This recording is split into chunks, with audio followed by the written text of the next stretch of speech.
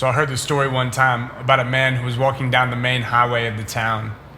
In that moment, multiple men jumped out and attacked him, breaking his bones, making him bleed, stealing things that he had on his person, leaving him left for dead on the side of the road.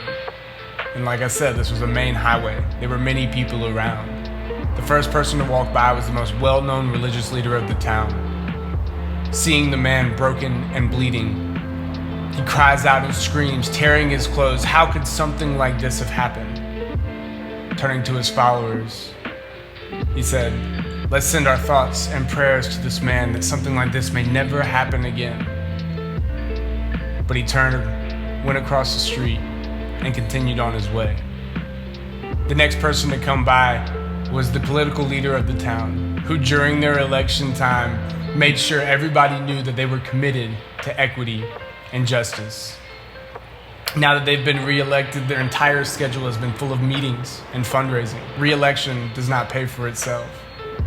Today, as they walked on that highway, they saw this man broken and bleeding, and he turned and made a brief statement to the media that they would do everything in their power to make sure something like this does not happen again.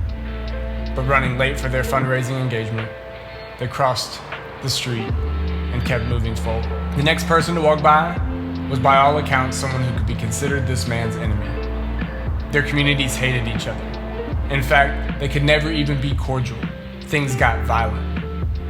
But in that moment, as he was walking down the road and he saw that man broken and bleeding, he jumped into action.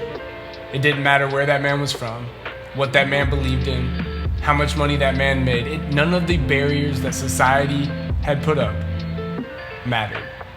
All that mattered in that moment was there was a human in need and someone who was capable of impacting that human in need. I share this story to share with you a point. And the point is this.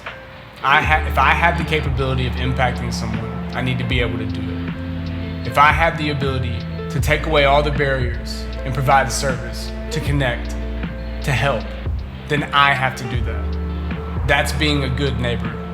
That's what it means turning strangers into neighbors. And that's how we find ourselves in a community that cares about others.